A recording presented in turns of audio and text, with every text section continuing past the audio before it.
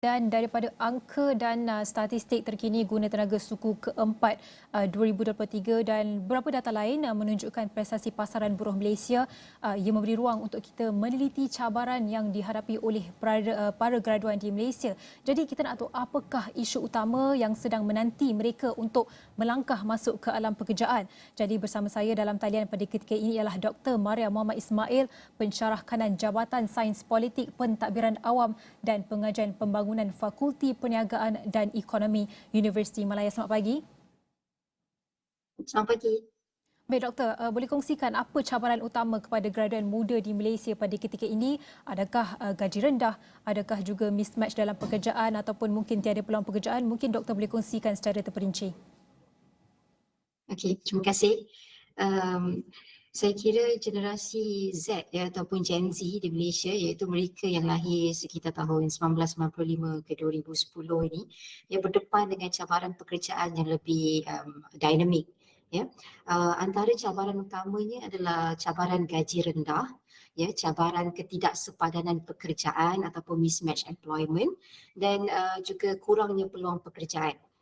Okey, jadi saya akan kongsikan, kupaskan gaji rendah dan tiga isu ni tadi lah ya. Gaji rendah yang saya kira bukan satu isu yang baru ya. Ia bukan satu isu yang baru di negara kita. Gaji permulaan yang dibayar rendah oleh majikan, iaitu yang tidak sejajar dengan kos sara hidup, kos sara hidup yang semakin meningkat, terutamanya mereka yang tinggal di kawasan bandar. Dan dilihat keadaan ini semakin buruk selepas pandemik COVID-19. Kadar gaji minimum yang telah diselaraskan oleh pihak kerajaan dilihat bermula daripada nilai RM900 dan kemudian ditambah kepada RM1,200 dan kini ianya diselaraskan pada kadar RM1,500, yang saya kira satu permulaan yang baiklah dalam usaha penyelarasan gaji minimum, tapi ini juga dilihat bukan satu penyelesaian bagi isu gaji rendah yang didepani oleh graduan kita secara keseluruhannya. Jadi kenapa majikan menawarkan permulaan gaji yang rendah? Ada beberapa faktor. Antara faktor yang boleh saya kongsikan antaranya adalah daripada lambakan graduan ataupun lebihan graduan. Lambakan graduan maksudnya jumlah graduan yang bergraduasi dan memasuki pasaran dilihat melebihi permintaan untuk mengisi jawatan-jawatan di organisasi, di industri, di syarikat-syarikat.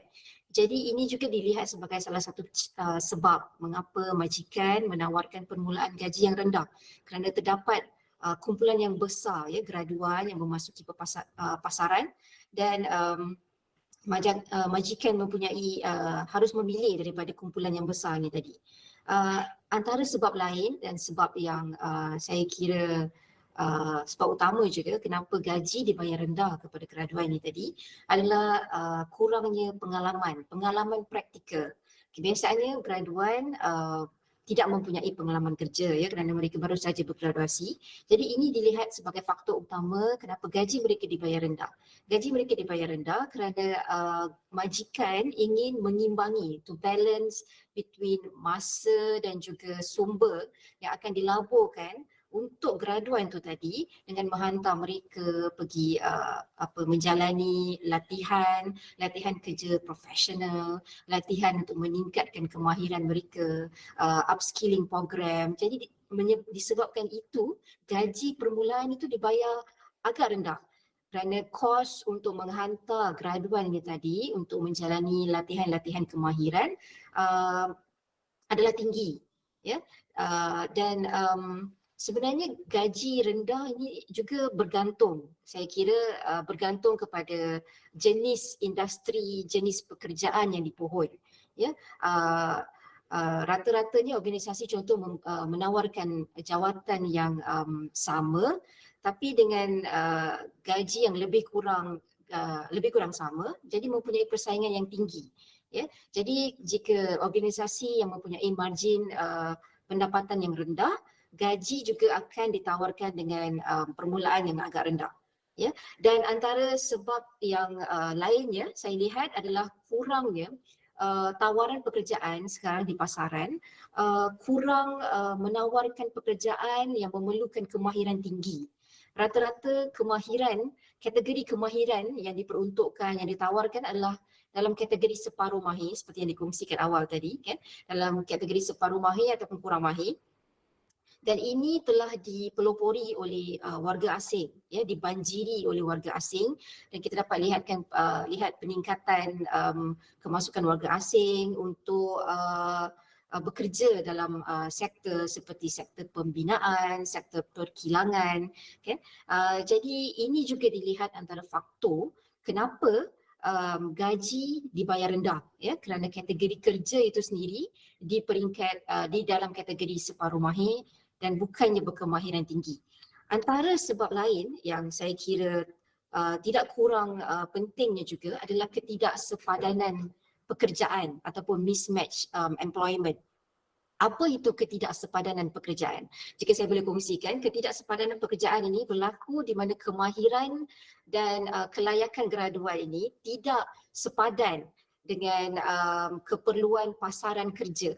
Jadi apabila ini berlaku, graduan akan memilih untuk kerja di luar bidang kemahiran mereka, di luar sebelum ijazah yang mereka miliki.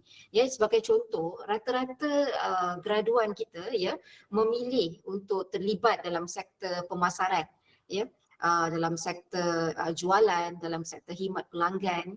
Padahal mereka ini latar belakang pendidikannya tidak semestinya berlatar belakangkan marketing, berlatar belakangkan jualan, khidmat pelanggan, tapi mungkin mereka tidak mempunyai pilihan yang banyak untuk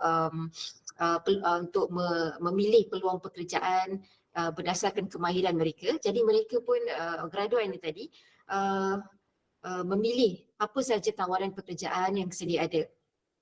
Ya, jadi antaranya juga saya lihat graduan kini, ya, generasi muda sekarang lebih juga cenderung untuk mencuburi pekerjaan gig, ya, seperti menjadi pemandu e-hailing, menjadi pemandu p-hailing, freelance, ataupun ada yang menjadi social media influencer, ya, dan pekerjaan yang berkaitan lah, memilih pekerjaan yang tidak formal berbanding pekerjaan yang formal. Ya, jadi di sini saya lihat bagaimana cara untuk kita mengatasi isu ketidaksepadanan pekerjaan, mismatch employment ini, yang juga saya kira bukan satu isu yang baru, ya, di negara kita. Jadi saya rasa pentingnya untuk kita adakan pembaharuan pasaran kerja. Pembaharuan pasaran kerja untuk mengatasi isu ketidaksepadanan pekerjaan ini tadi, dengan sekaligus dapat menurunkan kadar graduan menganggur, ya, dan boleh meningkatkan pertumbuhan gaji yang dilihat sedikit perlahan, ya. Jadi apakah strategi untuk pembaharuan pasaran kerja ini? Yang saya lihat, mungkin kita boleh tingkatkan kecekapan ataupun produktiviti pekerja itu sendiri.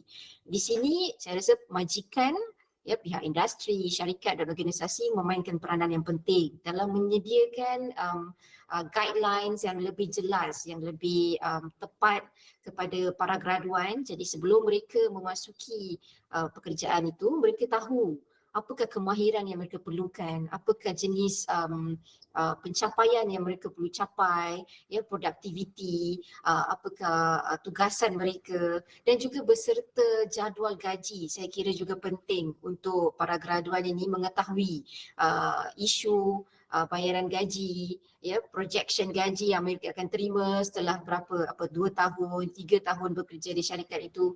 Saya kira ini penting. Selain itu, Baik doktor. meningkatkan akses kepada pendidikan yang lebih berkualiti Ya, tentu dan kita juga banyak yang industri, boleh kita latihan fokus industri yang tentang gaji terutama untuk graduan ini, tapi minta maaf kita tak banyak masa dan saya pasti doktor juga banyak lagi yang ingin dikongsikan mungkin di lain waktu. Jadi pada ketika ini terima kasih diucapkan kepada Dr. Maria Muhammad Ismail, pensyarah kanan Jabatan Sains Politik, Pentadbiran Awam dan juga Pengajian Pembangunan, Fakulti Perniagaan dan Ekonomi Universiti Malaya, dan anda boleh dapatkan perbincangan dan perkongsian ini di semua platform digital astrawani.com dan juga semua platform media social media Astrawani.